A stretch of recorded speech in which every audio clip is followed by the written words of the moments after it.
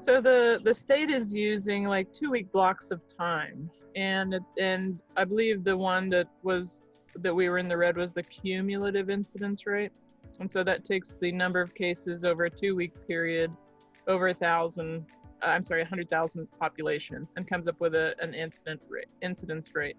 And we're doing something very similar, but instead of just those blocks of 2 weeks at a time, and they do, as they move forward, when you look at the trends, they'll look at 1 week at a time.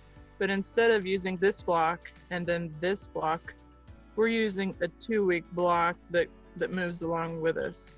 And so that gives us a more up-to-date idea of how things are going.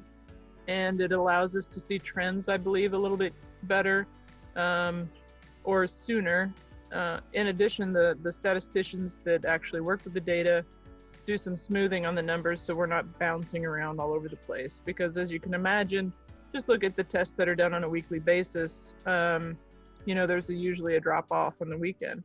So if we look at it too closely, then you're going to see huge spikes and drops. So,